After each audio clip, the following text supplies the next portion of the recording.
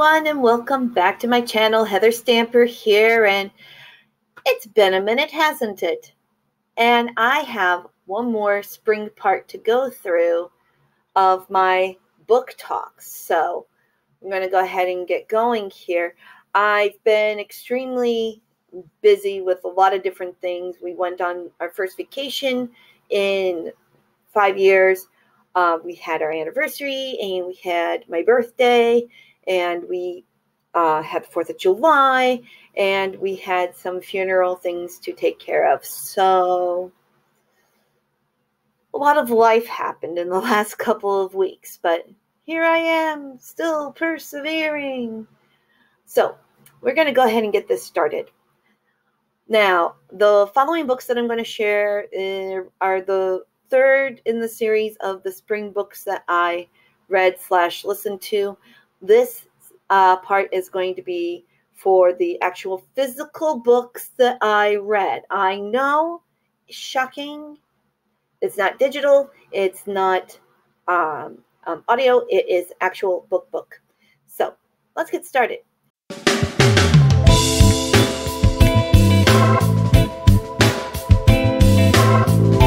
So the first one I'm reviewing is Ancient Magus Bride, Volume 9 by Kore Yamazaki. It's becoming a series for Season 2, so I counted it towards the Pop Sugar Challenge of something that's becoming a series in this year. There you go. So if you remember from previous videos, you have Elias, who is a entity all of his own, not quite fairy, not quite human. He's a wizard, and Chise is his slave eggie, or kind of like his apprentice/conduit. So there's that, and it's a fantastic manga. So in this volume, Elias hopes to break the deadly draconic curse that weighs upon Chise, which is that the more she uses her power, the shorter her life is. Yeah. And that basically slave eggies are a tool, supposed to be treated as a tool, not a person. Of course, he's always done his utmost to treat her decently, but Chise finds that out, and it kind of causes a rift between the two. And he doesn't know how to explain himself better because he doesn't know how to human. Now, Chise prepares to make a gamble of her own by making a bargain with Cardophilius. And if you were a part of some of my other reviews on this series, Cardophilius is a very, very ends justify the means type of wizard. As in, I get what I want, and so a bunch of things had to die in the process, but I got what I wanted, therefore it's okay. So it's going to be interesting to see how that turns out. It's good character development for our two main protagonists, if you've been following it at all. If you haven't, pick up Volume 1. It is an amazing, one of my favorite mangas. And if you are able to get access to the show in whatever format you can, it's definitely worth checking out. So 4 bookmarks for that. There you go.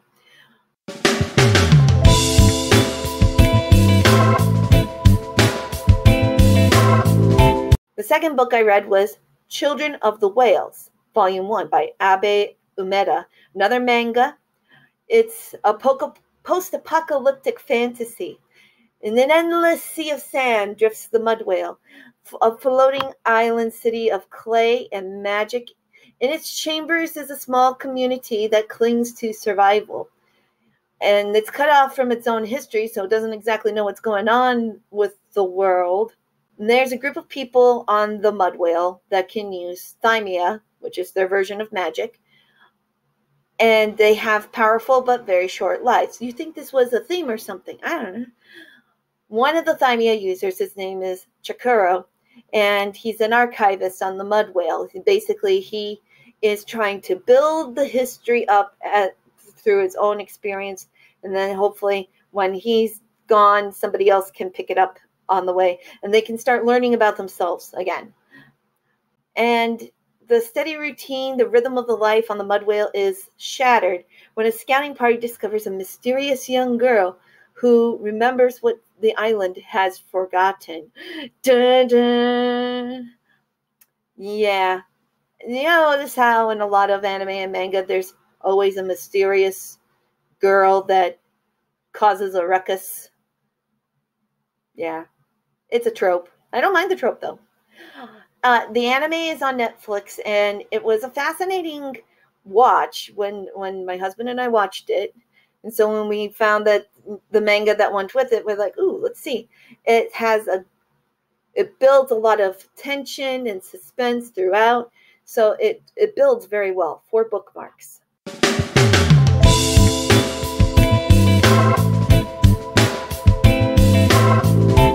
It's Doom Patrol, Part 1, Volumes 1 and 2. Grant Morrison. I got it from an indie bookstore, so therefore it counts towards the Pop Sugar Reading Challenge. So, although they're superpowered beings, and though their foes are bent on world domination, convention ends there. They're shunned as freaks and outcasts, and tempered by the loss and insanity, the band of misfits face threats so mystifying in nature as to corrupt the motive that reality itself threatens to fall apart around them. But it's all in a day's work for the Doom Patrol. Then you have Niles Calder, who, in this iteration, he's more of an assist. And you have Dorothy, the human ape hybrid. She's interesting. You have Cliff, the automaton. You've got, but not all the cast members are there. It's kind of weird like that. So it's very different from the HBO series, but equally bananas. If you have seen it, the craziness that goes on in the show matches the craziness that's in the comic book. So 3.5 bookmarks.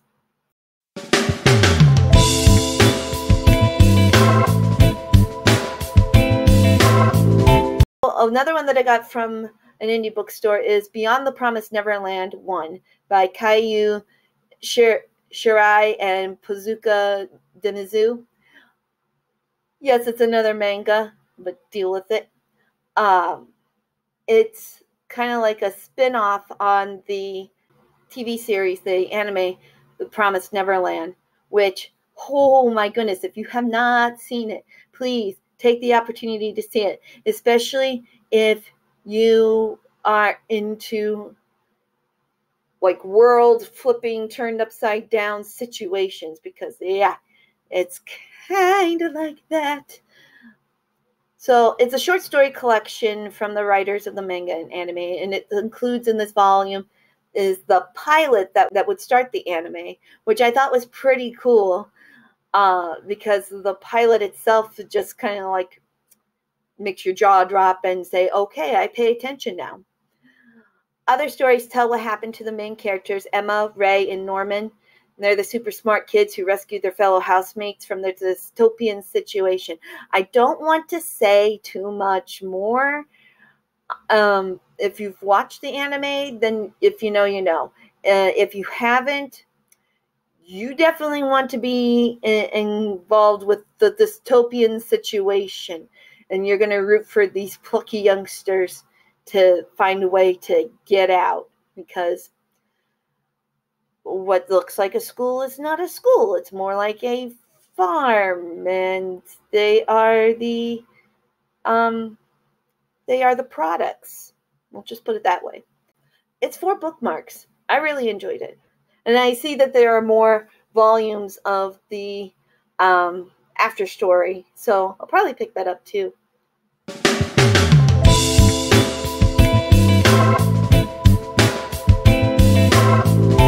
And my final spring full book that I read.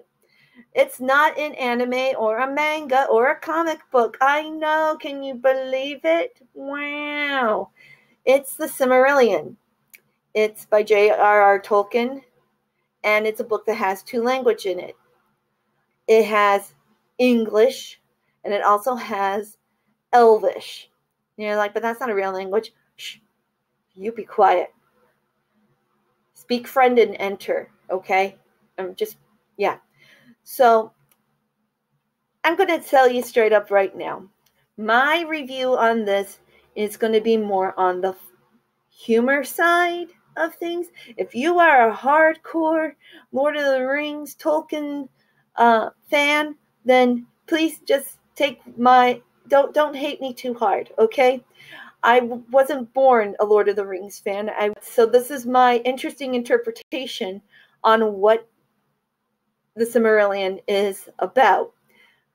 I will leave links below for Nerd of the Rings and for the part-time Hobbit, who take this way more seriously and they give a lot more information. So if you're a big fan, please excuse me. If you are a dabbler like I have been in the past, then this is going to be up your alley. Okay, so here we go. In the beginning, there was Eru Iluvatar, the keeper of the fire imperishable. He created the Ainur, and together they made the original power band. The music they made became Arda, or Middle Earth, and the flow of life upon it. And as in most bands, there's always one that has to rock the boat. Melkor, one of the Ainur, started to add his own riffs and created a discord in the wonderful melody that was going on. And some of the Ainur followed the Philip Glass variation because, they like choice. Eru Iluvatar yeeted them out of the band, and because now there are problems in Arda. Every part of the music that they created are things that take place in the world. So when he outcasts Melkor and the others that followed him, they descend to Arda and become all the things that are evil and nasty and that cause conflict down the road for Bilbo, Frodo, Gandalf, etc. From Melkor, you get Sauron, okay? You get the big eye guy, okay? The rest of the Ainur, who stuck with the band, descended to Arda and became the Valar and the Maiar, who become the majority of the positive things in the world and help the children of Iluvatar as they wake up in the world, the elves and eventually the humans. So think of the Maiar and the Valar as, they're not exactly gods and goddesses, but they're kind of like the main helpers. It's like you got one guy who, really likes the ocean, so he helps all the ship people. But it's not a worship thing. It's, it's just like, hey man, I'm going to help you out. Or you got another one that, brings about the springtime. It's basically the mythology of the Middle Earth Lord of the Rings universe, okay? Now, if you are a fan of Lord of the Rings or a Matt Pat war monster, this is the book to read or listen to. It was written in the style of a King James Version Bible, and it can seem a bit daunting, but if you're familiar with that style and cadence of writing, then you should be fine. If not, then, well, I definitely would recommend it then as audio, okay? Because there were times when my husband and I took turns reading it, and we are familiar with King James Version Bible, and it was still a little daunting at times. We were just like, can we get through this chapter? We may have to take a couple of turns on that. But it was really enjoyable, and since I am if nothing else, a lore monster, then this was going to appeal to me. So there you have it. The books that I read for spring. And now I got the spring stuff finally finished. Hooray! I think I'll do this way from now on, where I'll just do seasonal and just chunk it up into parts, audio, children, and physical books. If you like that, then cool. If you want me to go back to trying to do a monthly basis thing, then let me know in the comments below.